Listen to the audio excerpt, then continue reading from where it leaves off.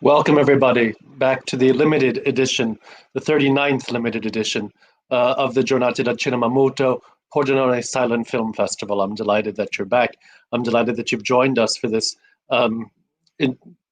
enjoyable evening performance of both the short film from Thanhouser Company and Where Lights Are Low, of course, starring Seishu Hayakawa. I'm really pleased to be able to introduce to you our guest this evening. The first is Daisuke Miyao, professor at University of California in San Diego. Welcome. Hello. Daisuke, of course, is the author of the classic biography and study of Hayakawa's career. He's also the author of the forthcoming, or just rather recently published book on Japonism in modern cinema, which is going to be part of the book presentation tomorrow. And then also I do have to add last year's his book, Cinema is a Cat Lover's Introduction to Film Studies. Now that I've announced that, I have a feeling it's going to sell very well, even more than it has already. I hope so. So this is the perfect audience for it. So welcome. I'm also going to introduce, thank you. I'm also going to introduce Ned Thanhouser from Portland, Oregon. And hello, Ned, welcome. And Philip Carli from Rochester, New York, the wonderful musician and film historian who scored the film that we've seen just now. Because Professor Miyao was going to need to leave before the conversation is over, I'm going to launch right in and begin our conversation with you, please, to talk about the conflicts that are here of Japanese actors playing Chinese roles. Yes. Well, I'd like to point out two things to begin with. Well, since the publication of my Hayakawa book in 2007, a number of Hayakawa films have been preserved and restored in numerous places, including Valencia in Spain, Amsterdam in Netherlands, Brussels, Moscow, all over places. So I'm so astonished that at the fact that Hayakawa's popularity was so very international. And at the same time, the second point is that Hollywood was globalizing, quite rapidly after 1918. After the end of World War I. Most of the films that have been restored after 2007, they are films produced at Hayakawa's own studio, Hayworth Pictures Corporation, which was established in 1918. The films that Hayakawa made with Lasky Paramount between 1914 to 1918, they were mostly preserved in the United States. But the Hayakawa films made at Hayworth, they were produced. They were restored and preserved in various European countries. So that means Hayakawa's popularity was so international. At the same time, Hollywood was globalizing quite rapidly in 1918. So during the globalization of Hollywood after 1918, I think quite large amount of films were standardized, so to speak. So for European or American audiences, Hayakawa Asian actor playing non-Japanese characters, that may not be a huge issue, in their rather, orientalistic or imagination about Asia. So I think even though Hayakawa preferred to play Japanese roles in his own company, but the demand from the audiences from all over the world, that was not necessarily just about Japan as a specific country, but Asia as their imagination. I think that satisfied the audience's expectation. And you say in the catalog note that you've written for us, you talk about how when he started his own company, one of the reasons was he was hoping to take control of the image and be able to guide the image himself rather than have these outside forces dictate what they felt he should be doing. And you mentioned a little bit, but I wonder if you could talk a bit more about how the frustrations that he found when he wasn't quite able to do what he expected. Yes. Well, according to his biography and interviews, it seems like he was dissatisfied. He was disappointed at, or at least, irritated at Paramount Lasky's characterization of his characters, too stereotypical, and so on and so forth. So at the very beginning of his own company, he declared that he would make films that are more faithful to the Japanese culture and Japanese people. But I assume that he was also very concerned and conscious about how his popularity, his stardom was established. So he was aware that too much faithfulness to the Japanese contemporary culture at that time might destroy the imagination of the audiences. So I think the balance between this orientalistic imagination and Hayakawa's hope to depict the contemporary Japanese culture, this balance was the most important thing for Hayakawa. And one of the things I like so much about the film is that it does, for me, it balances the two images that we have of him. So, for example, when he's at the reception in the Chinese ambassador's house, and he's playing with the dice, and he's looking just the spitting image of the matinee movie idol. He's this powerful, forceful, sexy actor. So that dichotomy for me is so wonderfully brought out in this film, where you get the two sides of what they were projecting. Absolutely. Yeah, I totally agree with you. His performance, his acting skill was so masterful in this one. When he plays, Americanized or Europeanized side of him, he's more active and outgoing and more theatrical ways of movement of his bodies. At the same time, when he shows Chinese or Asian side, he uses more restrained style of performance. That was already established in earlier films like The Cheat. He played a villainous Japanese character in a very restrained manner. But at the same time, when he showed Americanized side of him, he showed a more, active performances.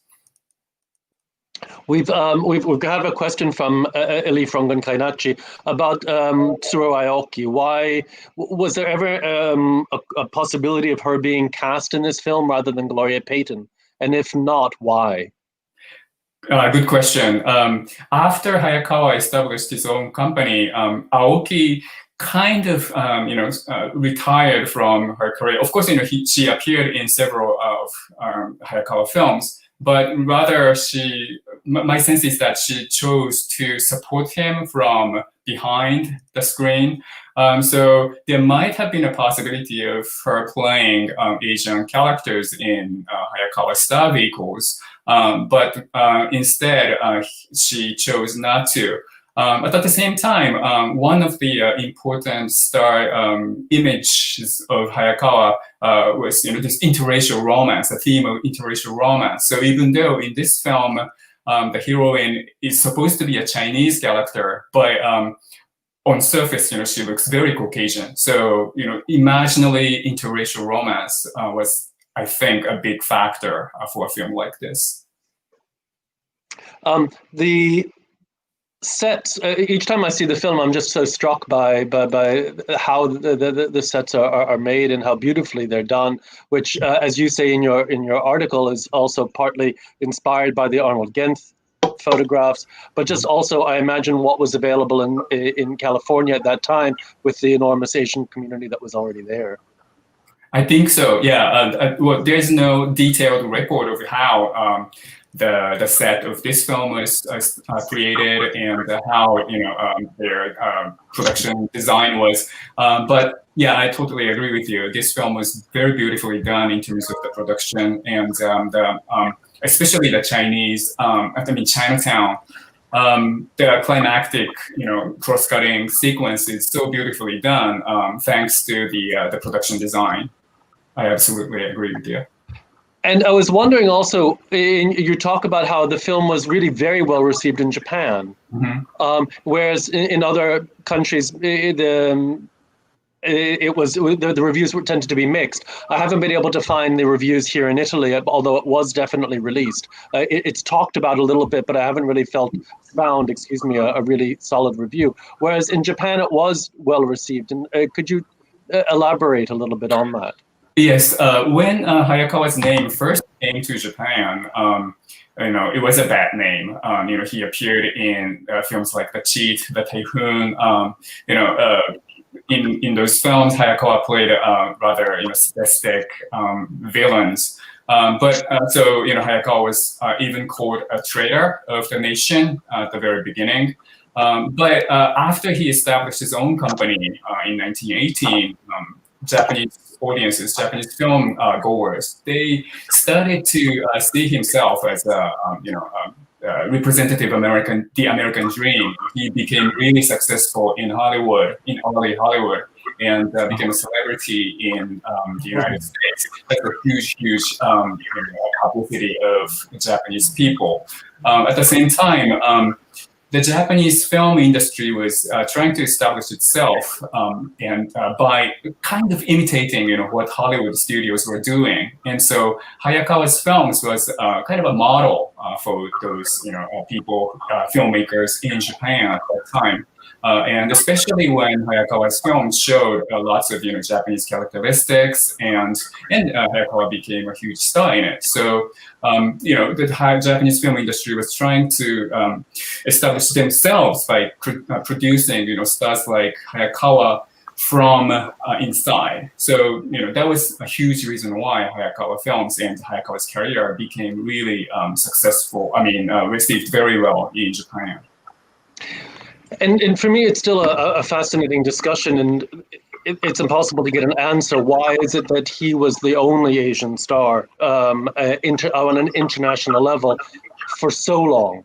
I can't remember if I even said this in the introduction, but for me, it's the idea of not until Crazy Rich Asians 2 years ago was there another romantic male Asian lead that became an international success. Mm-hmm. How do we analyze that? Right, that's a very good question, and I don't have an exact answer. But language is one big reason. In silent cinema, the people are, people can imagine how they're speaking their languages. But once talkie came in, as you know, many actors who had non-English accents, they lost their popularities very rapidly. So that was one reason why Hayakawa.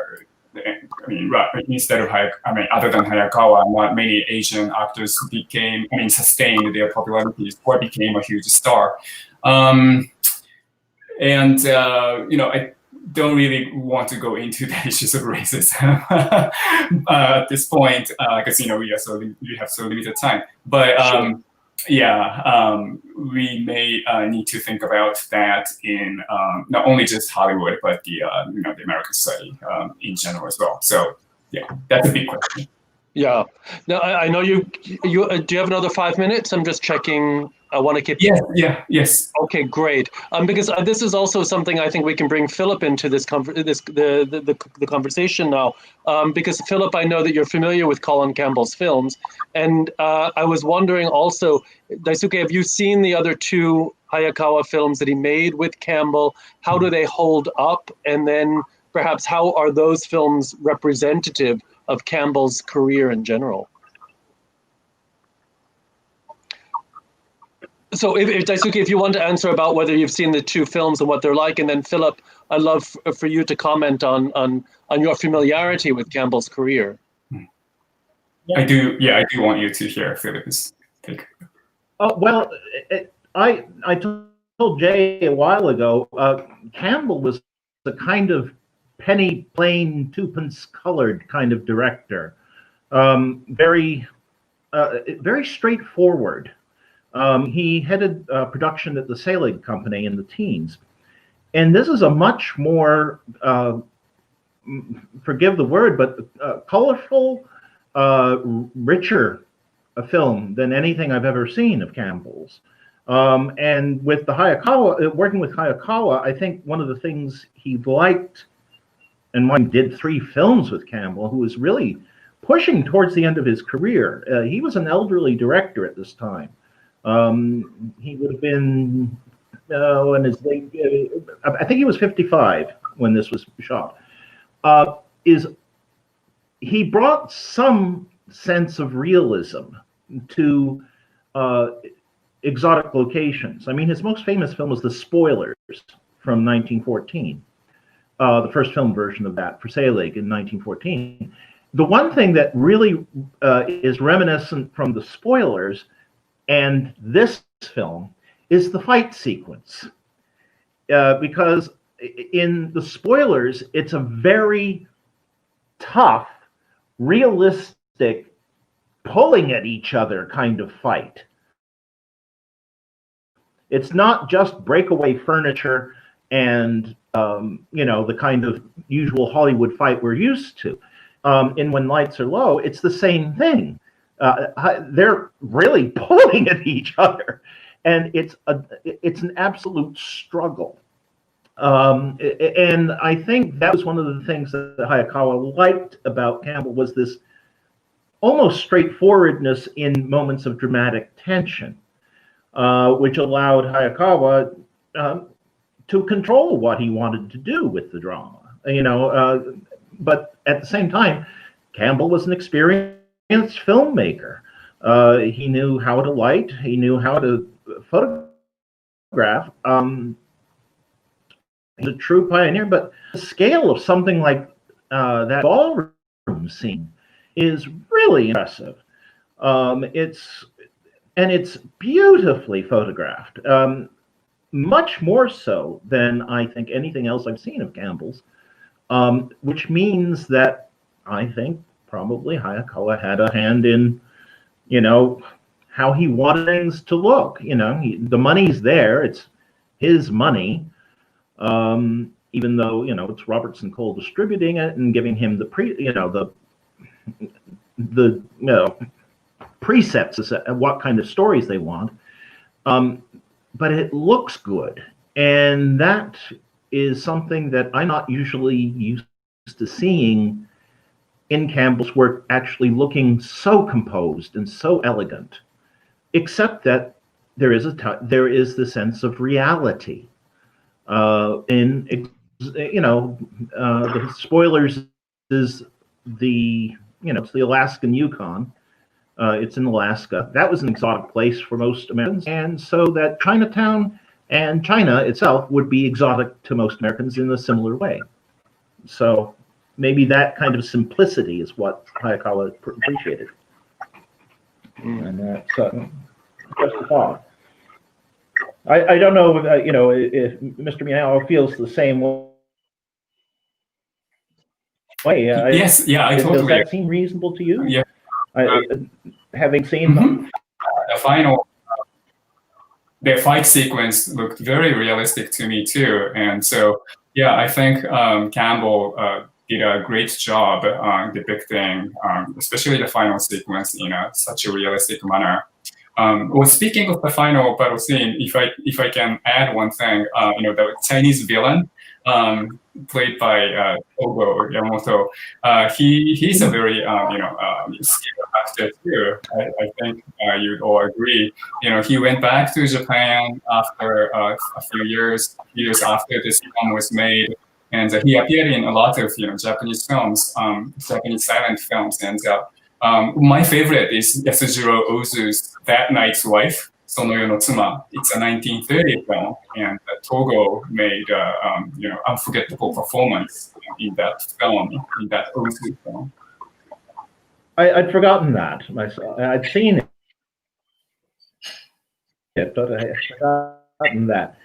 I think the sequence also between him and Hayakawa in the grocery store is it's a wonderful playing off of the two of them. I mean, it's humanity and contempt played on a very level playing field. Again, very simply done, and with the simplest of props. It's a rotten banana that he throws at him, and for one thing, I absolutely detest bananas, and that's really quite a revolting scene to me. But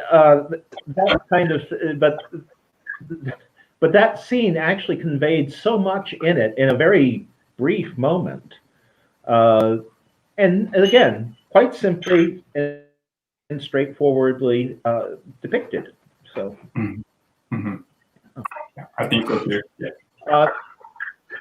I didn't know.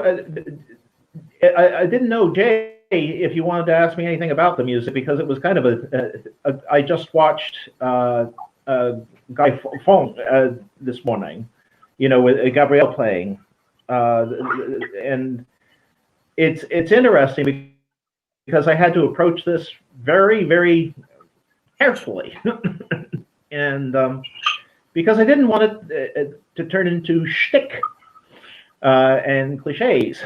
But John Sweeney and I were talking about this last night, about having to balance these things. It's an American film looking at Chinese culture, largely played by Japanese. So you've got all these overlays. But what kind of approach do you take to it? And we have to take it largely, but try not to overemphasize any one thread. You keep it light throughout. Inflections, because that's what the audiences of the time would expect, and it's the culture in music of the exotic. But you can do it ham-fistedly, very badly. And I noticed that, in the intermission music, there were what were called in this country Oriental foxtrots being played. Quite a few of them, and there were quite a few, ironically, mostly Japanese genre pieces written in this country prior to the First World War by American composers. Poppies by Neil, one of the most, Neil Moray, who was actually named Charles N. Daniels. He was based in San Francisco, and he wrote a lot of what he called the Japanese intermezzi for orchestra. And they have these inflections, but again, they're not terribly kitschy.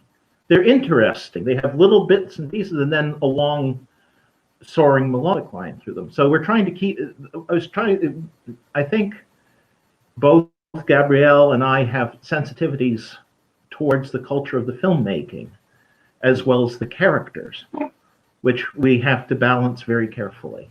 I hope you don't mind me volunteering that. But it's a constant question for us. Ooh, I've lost you, Jay.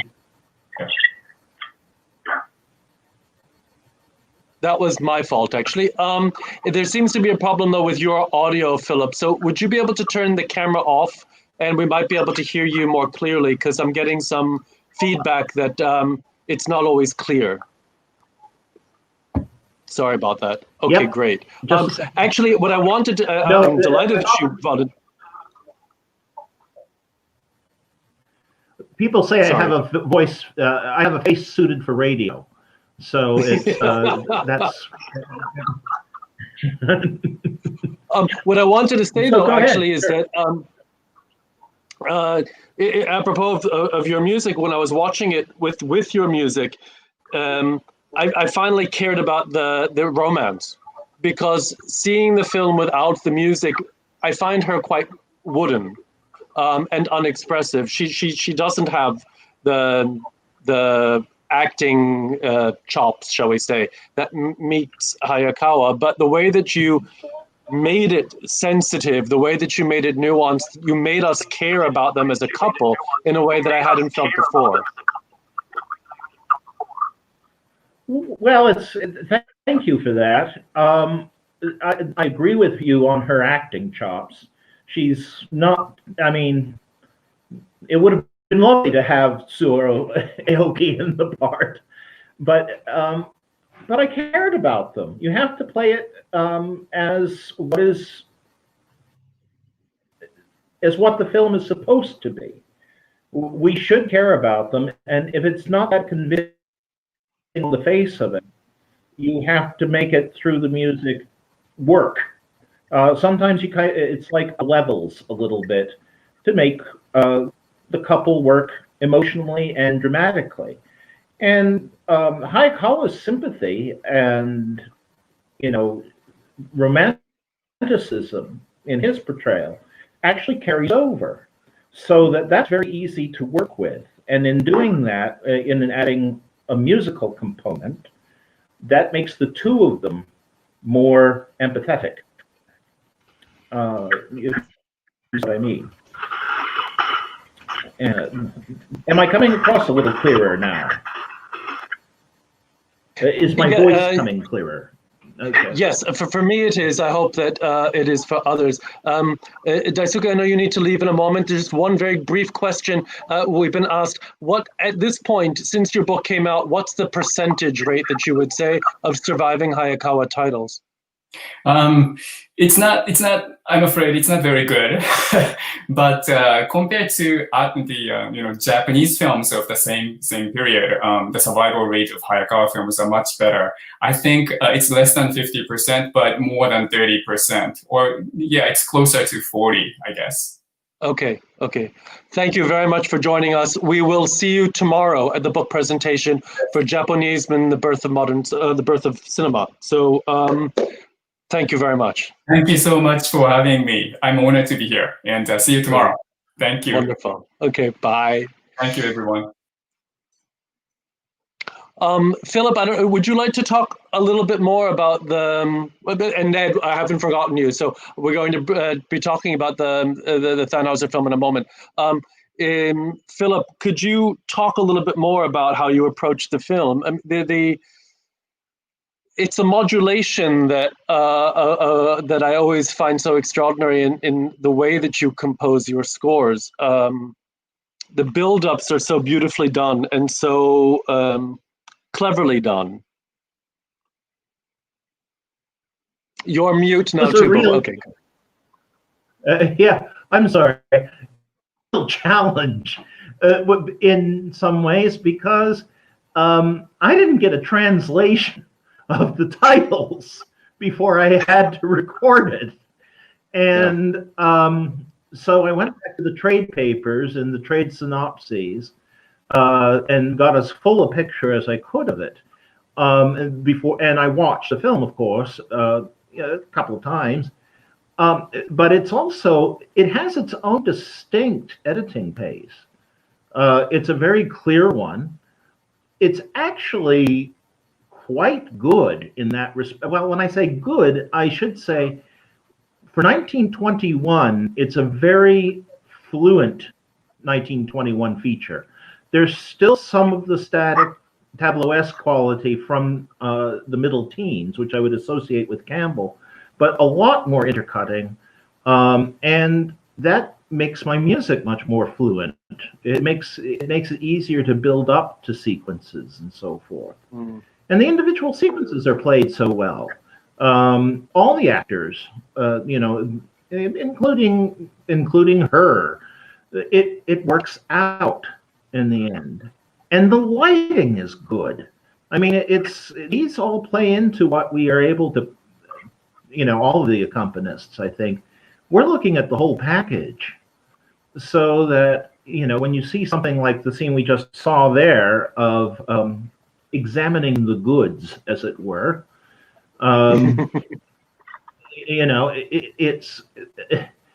that's quite potent and quite poignant. And then this wide space, it's a wide, low space, comparatively speaking, in the scene. You play for that. That gives you some breadth. What are you playing to? And then you eventually focus in on this close-up, for instance, and what people are actually looking in within this wide space. So you start out with a wide musical, how can I put it? It's an establishing shot, even musically, and then you focus in on the drama. But you always keep that wide establishing shot in the back of your mind as you're playing to it.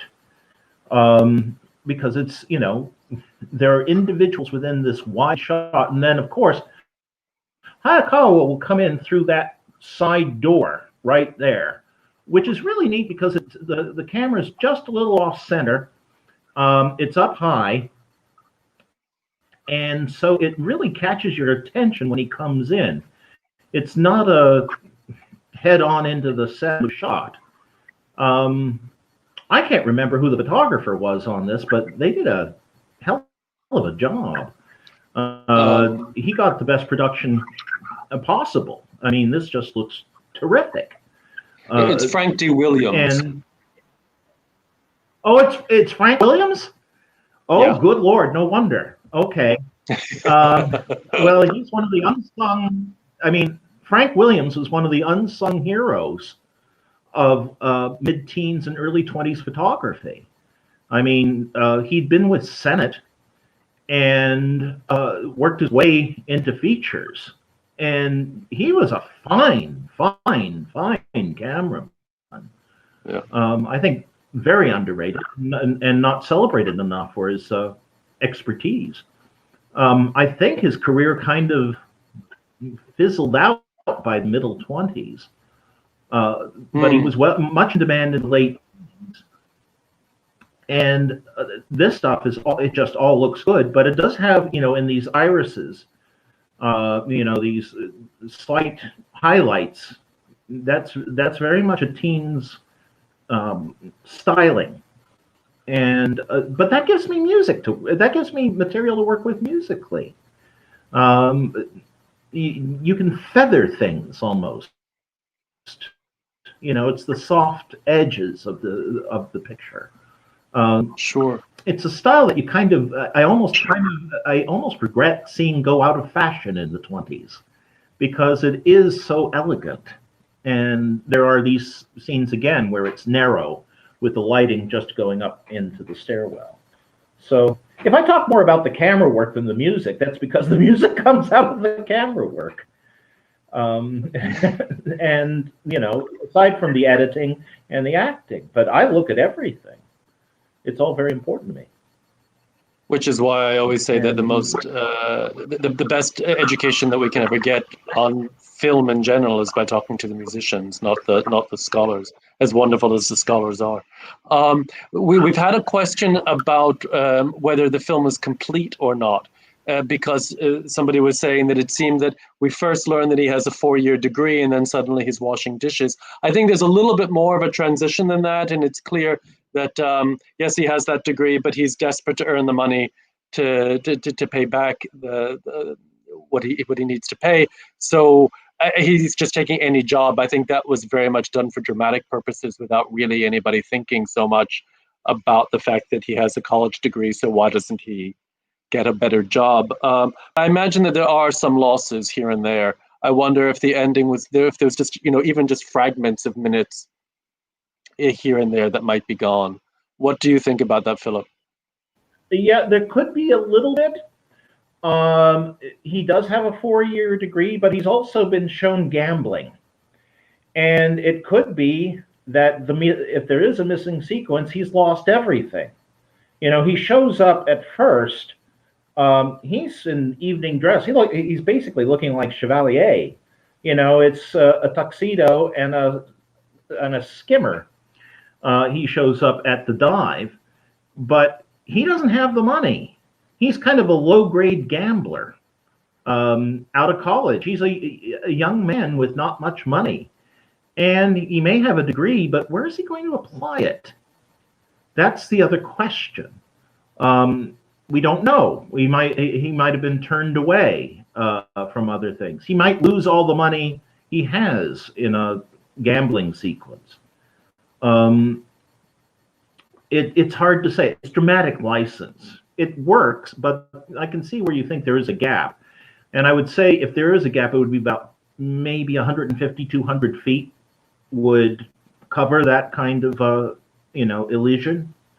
I don't know what it was registered at for the original running length. I think it was registered as 5 reels is what I read in the trades. And it could have been 5,810 feet.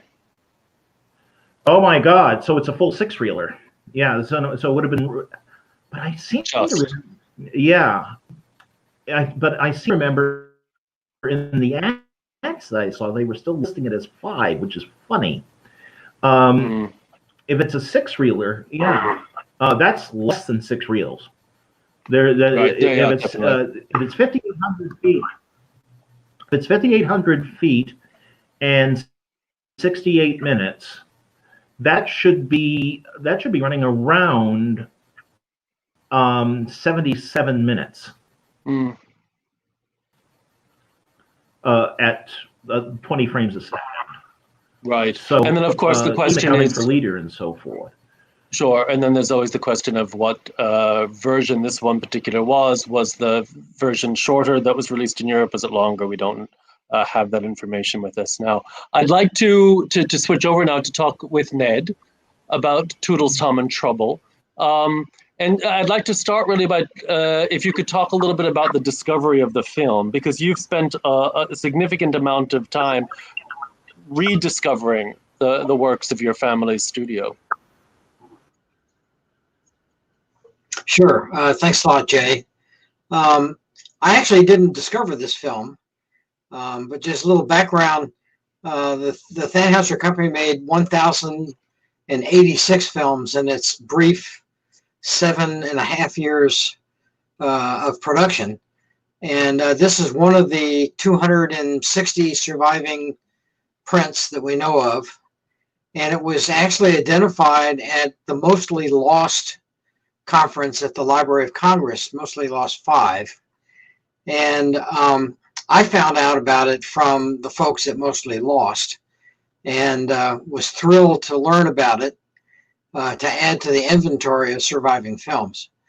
But, you know, there have been films that have been found everywhere, from projection booth floors to technicians looking at films and seeing Thanhouser logos on the intertitles. So this one for me was serendipitous in that it showed up without me having to do much. And my understanding is that this is one of the films that's on one of the new packages of DVDs, which you'll be presenting on Friday. Yeah, that's correct. So it's on this DVD right here. There are 3 DVDs. We'll talk about it Friday at the film fair, the book fair. These are Thanhouser DVDs, volume 13, 14, and 15, as you can see. There's 19 films here, and Toodles, Tom and Trouble is one of them. And I think it's an enjoyable little comedy, one-reeler. It was a Falstaff film, so between 1915 and the middle of 1916, Thanhouser had a comedy brand, or a sub-brand you might call it, called Falstaff. I think named after the Shakespearean character that was, you know, comedic in theme. And Lloyd Lonergan, who was one of the co-founders of the studio, is credited with writing most of the Falstaff films. And most of the Thanhouser Falstaff films had alliterative titles, like Toodles, Tom, and Trouble. Colin Campbell was in a number of other Falstaff films. He was in 4 Falstaff films. The first one he was in was called Bada Bing Brothers, another alliterative title. And then Falling Father's Foes, Toodles, Tom, and Trouble, and Belinda's Bridal Breakfast. So again, Lonergan had fun having all these alliterative titles. There were just over 100 Falstaff films that were made between early 1915 through the middle of 1916, when Thanhouser was kicked off the mutual distribution agenda, and he had to go work with Pathé to get distribution. It should be added here, of course, that the Colin Campbell who directed Where Lights Are Low is not the same Colin Campbell. I did make that mistake at first. Who is in the short? They're different actor, performer, directors. Yeah, this Colin Campbell was born in Scotland, and when he made this film, he was 32 years old, and he had been with Lubin prior to being with Thanhouser in 1915. And let me see, he passed away in 1966. So he had a full life, born in 1883. And it's important to add that we think that Lady had a full life too, even after the film was made. Yeah, Lady went on. I know everybody's concerned about Lady getting blown up in the film, but she went on after Toodles, Tom and Trouble to be in another Thanhouser Falstaff film called A Clever Collie's Comeback. Again, another alliterative title. And then went to a feature film called Outwitted. It was a mutual film. three-reeler. So she had two more films after this one. And do we know if those films survive? Those films I am not aware of surviving, which is okay. Yeah, well, one day maybe we can have a lady retrospective. I'd love to have do retrospective. Yeah, exactly. So we need to do maybe a cameo retrospective as well after Conrad and Sam. Philip, I wonder if you could talk a little bit about playing for this film as well.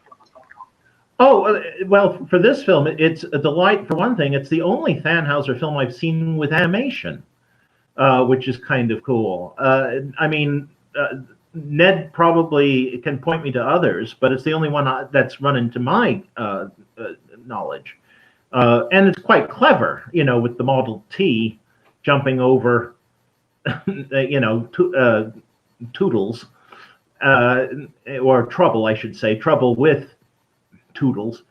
And I also would like to give credit to the person who recognized it at Mostly Lost, who was Ben Medell, because he picked up on the titles, because he recognized the font. And that's what a lot of it, when I say, as accompanists, we look at everything. He said, that looks like a Thanhouser font. And so everybody started getting on their, iPhones and so forth and checking, because we had a rough date on it.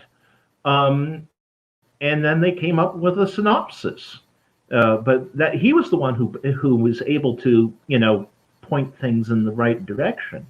For playing for me, it's just, this has to be, Ned, the wildest Thanhouser film I've ever seen. This is far beyond anything I've ever seen in terms of its well, let me put it bluntly, violence.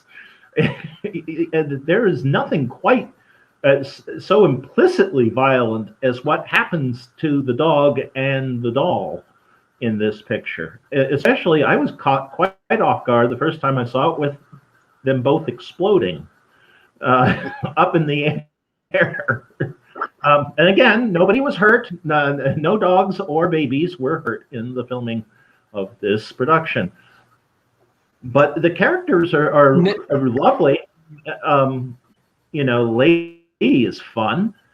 And Colin Campbell actually comes across just really delightfully, especially at the end, when he's kind of taking woebegone credit for really taking good care of the baby after everything that's happened, including the streetcar, the Ford, and then finally the construction site. This is not what I associate with the company. I'd be curious as to the other Falstaff companies, comedies, and Lonergan's approach to them if he took a similarly physical approach. This is real. This is full-blown slapstick. Yeah, well, I love the eyes in the headlamp. Yeah, this is the only film I know of that had some Thanhouser animation put into it. Thanhouser did distribute one film from Paul Terry before he had his Terry Toon studio done. That film survives. I can't recall the name right now, but there is one complete animated, hand-drawn, line-drawing film that Thanhouser distributed, didn't produce. But back to the Falstaff films, many of the Falstaff films were a little bit more extreme in their comedy. There's one called The Marvelous Marathoner that has some extreme acting. And then there's another one that's on this DVD collection called Guiders, which is a one-reel Falstaff film that has a little bit of violence in it. Not much. But I think the Falstaff brand, in order to get the comedic aspects, would do a little bit more of the slapstick than you'd see in more of the genteel films that Thanhouser would produce under its other brands. Yeah, because there's really nothing like this. I mean, coming off the shovel into a coal heap. Yeah. this is extraordinary, you know, and it ain't faked for poor Mr. Campbell, and you know, going down in the streets of New Rochelle and having, you know, running in front of a streetcar and the bell going, which people wouldn't normally recognize now. That's what the foot pedal is. Yeah. It's the alarm bell, and it's dangerous walking on the catcher of a streetcar. That's a terrible thing. And also the officious man who's, you know, carrying the real baby, and there it is. Is this your baby? Yes, but it was that font and the capitalization that. Yeah, well, you know, Ben Modell has seen what a question to ask. Yeah, Ben has seen a lot of the Thanhouser films. He's done accompaniment for me for several years on all these shorts, a lot of these shorts, and so I think he's very familiar with some of the fonts. The thing is that when the Thanhouser Company changed ownership, Edwin Thanhouser sold it in 1912 to Mutual, and about that time, the marketing department turned over and they changed their intertitle card format and went to a different font. And I think Ben's quite familiar with that because he's accompanied films from the early days of the company, 1910 to 1912, and in the later days in the 1915 and 16 when the fonts were really different. But yeah, I think the fonts were a real giveaway. Yeah, well, I noticed that too because I played for David Copperfield for you, which is 1911, and so this is this is the later style, but still it's a very old-fashioned style in that all the words are capitalized, which is it's a different title shop, but it's certainly under their direction. They furnish the scenario and they put up the titles based upon what they're reading. But no, it was a lot of fun to do, and it winds up beautifully. So it's got a nice. Lloyd Larnigan, who wrote the script, one of his favorite plot devices that he used in many of his scenarios is mistaken identity, which is the core of this whole scenario. And Ned, I was wondering how many Falstaff films were released per month? Well, let me see. There were 108 films done between 14 months, so there were quite a few. I mean, they would do 3 films a week out of the studio back then, and probably 1 or 2 of them were Falstaffs. I'd have to go do more research. I've got all that data, but you know, again, they did 108 films in 14 months. Right. No, I was thinking particularly because there's so much location work in the film. They're clearly using as much as they can around them to further the action, further the story, all of that. And I'm wondering how many of the other Falstaff films that we know of were similarly taking advantage of everything around them rather than studio-based. Well, you know, Thanhouser had some production work that was done in Los Angeles. They did, I think, 40 films out in Los Angeles, and they did a number of films down in Jacksonville. But the vast majority of the films were made in and about New Rochelle. And I've worked with Barbara Davis at the New Rochelle Public Library, and she looks at these films and recognizes many of their locations. For example, there's one film called Her Nephews from Labrador that was taken up in a park up in Larchmont, and Ben Modell recognized the location right away. So I think Thanhouser was really resourceful in using many of the local landmarks and buildings around New Rochelle. And have there? Oh, sorry, Philip. No, I was saying. Well, it works out to that if they did 108 in. What was it in 14 weeks? 14 months. Yeah, 14 months. So that's basically just about 2 a week. Right. That's that's a heavy production schedule on top of the regular Thanhouser schedule. So especially if you're going to add special effects like the animation and so forth, assembling extras like, or just maybe shooting on the coal set, for instance. You just go and look and see what's running at the time. That's a heavy schedule. Well, they were known That's for as much doing as lots of production. releasing. If you look at the Thanhouser production output of 1,086 films in just under 8 years, that's 2.5 films a week average over their entire career. Although 1916, they went to one film every couple of weeks because Mutual wanted feature films, so they were doing 3, 4, 5 reel, even 6 reel films at the end of the company's production run. But in the early days, between 1910 and middle of 1916, they were doing 3 or more films a week. Yeah. But I was wondering that if.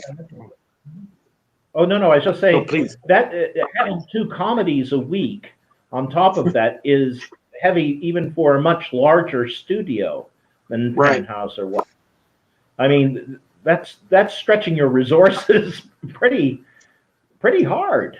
That's a lot of work, a lot of writing, and a lot of production. So. Yeah, Lloyd Lonergan was known as a very prolific writer. He was credited in the press with writing about 800 of the 1,000 films, the scenarios for about 800 films that came out of the studio. Very prolific guy. He was a newspaper writer before he co-founded the studio. So he worked for the New York World Herald. And then his career ended when? I'm not familiar. Well, after he retired, after the company shut down in 1917, he didn't go back to work. He had very severe rheumatoid arthritis and passed away not too long after. Okay. I'm wondering, are there, or rather, what Thanhouser films have recently been discovered? Let's say since the last DVDs have come out, have you been excited by recent revelations? Yeah, on the DVD set again, a couple of great ones. One comes from Lobster Films. Serge Bromberg allowed me to put that on here. It's The Idol of the Hour, which was discovered in the Lobster collection, which is pretty exciting. One that's been sitting around for quite a while that we hadn't looked at is this documentary film called The Austin Flood. In 1911 in Austin, Pennsylvania, there was a dam that was built for a paper mill called the Bayless Dam. And the dam burst after lots of warning and flooded the town of Austin, Pennsylvania, killing over 78 people down there. And that footage was taken by Thanhouser the day after the dam broke. And that had been sitting in the Library of Congress, I can remember, for like 30 years when I started this. And I always wondered what it was. And finally, I got a copy of it, and it was just amazing. So that film, even though it's been sitting around, I consider it kind of a recent discovery. Another one that's really great that we just got from Bryony Dixon over at the BFI, that I had sat down with her several years ago in the BFI and went through their inventory, is Jack and the Beanstalk, which is the traditional fairy tale of this boy that sells the cow for a handful of beans. Mom gets mad, throws him out the window. A beanstalk emerges, and Jack climbs up and steals the chicken that lays the golden eggs. And then they live happily ever after. I mean, it's very true to the traditional fairy tale. So those are some of the films that are on there that are very exciting to see. And then there's the Dollhouse as well, A Doll's House, which where did that come from? I can't recall. Yeah, so Hiroshi Komatsu over at the Waseda University, he and I met at, I think it was either Orphans or, no, it wasn't Orphans. It was a conference over in Brighton. I think can't remember which conference it was. He said, oh, I've got a couple of films. And he found A Doll's House and A Girl of the Grove, which is also on here, at a Paris flea market. nitrate 35 prints. And he told me the story where he bought the films in Paris and he took them back to Japan on an airplane. I mean, he just took these nitrate films. Horrifying to think what might have happened, but he took the nitrate prints back to Japan, had them reduction printed to 16. And then when we met over in Brighton, he told me about these films and allowed me to make copies of them. So A Doll's House was one of them. The other print, Pillars of Society, comes from George Eastman House. And they were both shown at a conference last year over in Norway that was showing all of the extant Ibsen films, silent films.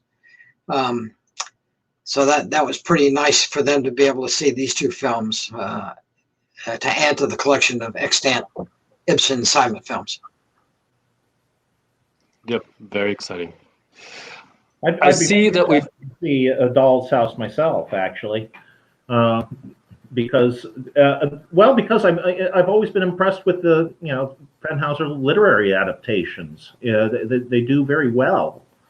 I quite impressed with The Woman in White, for instance. That's an impressive compression of an extremely big novel into 5 reels, and covering most of the points. So, Colin Society has been very vocal online about how much they like that film. Okay, that's good, because they would, I imagine, be very critical when they could be. So that's great. Yeah. I see that we've just gone over the 1 hour mark, so we should probably wrap up. Thank you very much, both of you. Philip, Carli, we'll be seeing you tomorrow as well during the live masterclass, I believe. And Ned will also be seeing you on Friday for the presentation of the Thanhouser DVD set. I want to also, thank you. Thank you to the Library of Congress for allowing us to screen Toodles, Tom and Trouble, and to the National Film Archive of Japan for giving us Where Lights Are Low. Good night, everybody, and thank you for joining us. See you tomorrow. Bye-bye. Thank you, Jay and Philip. Take care, Ned. See you, Jay. Bye-bye. Bye.